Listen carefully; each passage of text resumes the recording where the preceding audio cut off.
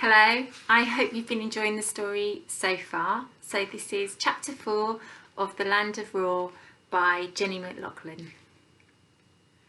After lunch, Rose disappears to our room and Grandad comes up to the attic to check on our progress. Carrying all the stuff down the stairs is taking ages, I complain, staggering under a pile of magazines. We need a quicker way.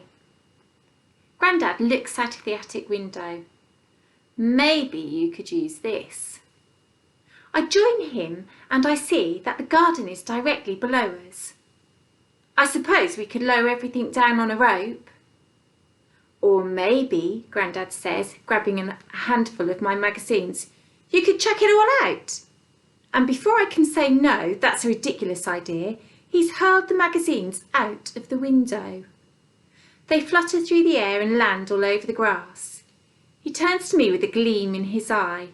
Your turn, Arthur. Isn't it a bit dangerous? Not if we only do the small stuff, and no glass or metal, right? Right, I agree, nodding seriously. Then, with a yell, I hurl out the rest of the magazines, making Grandad laugh with glee. Then we get down to the serious business of throwing the contents of the attic out of the window. We go into a bit of a frenzy, whooping and yelling as bags burst open mid-air and boxes explode on the patio. Eventually, and predictably, Rose comes up to ruin our fun.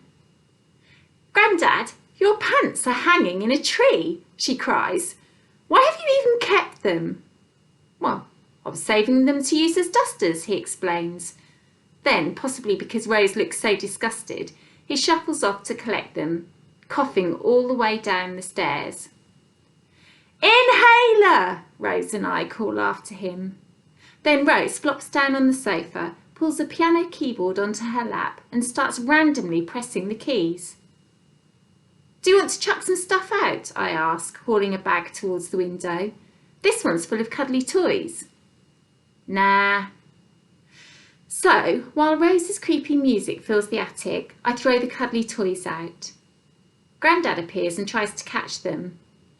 When a stuffed Winnie the Pooh hits him in the face, he starts to fight it. It's really funny. I turn round to tell Rose to come and watch, but then I change my mind. There's no way she's getting off that sofa. Rose used to be all right. No, she was better than all right. She was funny and laughed at my jokes. And, except for the dark, she wasn't scared of anything. It was Rose who jumped off the harbour wall one summer, right in front of all those teenage boys, and Rose who worked out that we could sledge down the sand dunes on trays. At school we were in the same class and played together every break time. I thought Rose liked this as much as I did, until our head teacher decided to mix up the Year 5 classes. We were given a piece of paper and told to write down the names of 3 people we wanted to be with. I wrote down one name, Rose. I didn't need anybody else. But then our teacher left the pieces of paper on his desk and I saw Rose's list. She'd written Angel, Nisha, Bryony. Rose was really happy in 5A with her 3 friends. Across the corridor in 5B, I wasn't so happy. Then Rose got her phone and got into YouTube, makeup and her mates, and the Rose I knew just sort of disappeared. I turn back to the window and shake out the last of the toys. Grandad is lying flat on his back now, letting them fall all over him. After the last teddy has bounced off his stomach, I go to clear out the darkest corner of the attic. I push aside a chunky TV and find myself staring into the sparkly eyes of a rocking horse. It rocks slightly, eyes wide, teeth bared, as if it's angry about being left in this dingy spot for so long. I grab its mane and pull it out. Look who I've found, Rose. She looks up. What? It's just the old rocking horse. Yes, but it's your old rocking horse, isn't it? It was you who painted it black and covered it in glitter, and then you said it belonged to you, and I was never allowed to sit on it. What did you call it? Prosecco, she says flatly. You'd better put it in the charity shop pile. Someone might want it. Suddenly I want to make Rose admit that she used to love this rocking horse. I want her to look at it and be interested in it and stop being cool just for a second. Hey, Rose, I drag it towards the window. Do you think Prosecco would like to fly? She looks up. What are you on about? He's been stuck up in the attic for too long. I think he'd like to feel the wind beneath his hooves. I'm at the window now. She leaps off the sofa and grabs hold of the mane. You can't throw him out of the window, Arthur. He's an antique. He, I say. He? Rose narrows her eyes.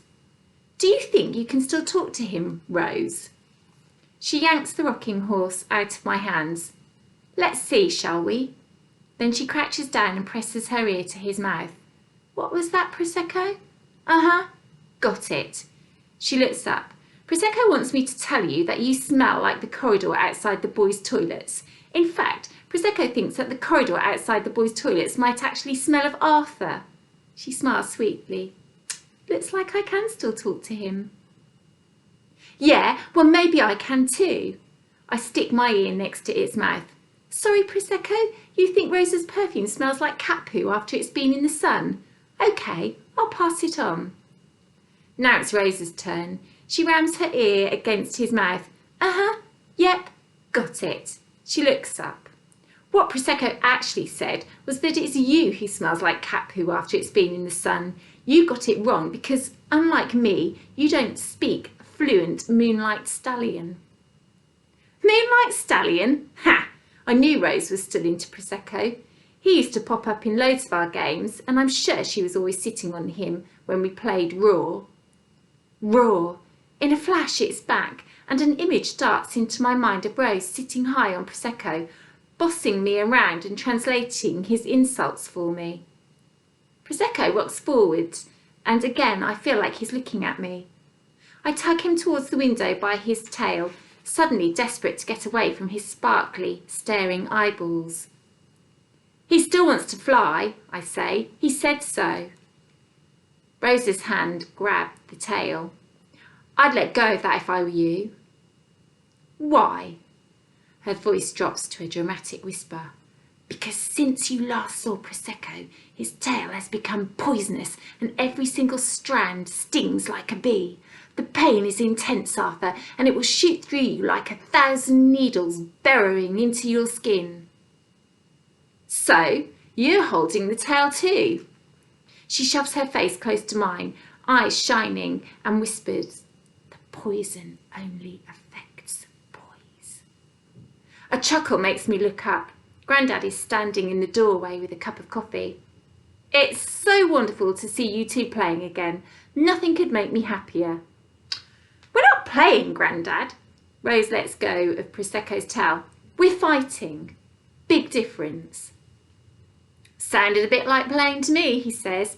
Then he sits on the sofa, props his feet on a suitcase and says, well, get on with it. This attic won't clear itself out. Come back tomorrow for chapter 5.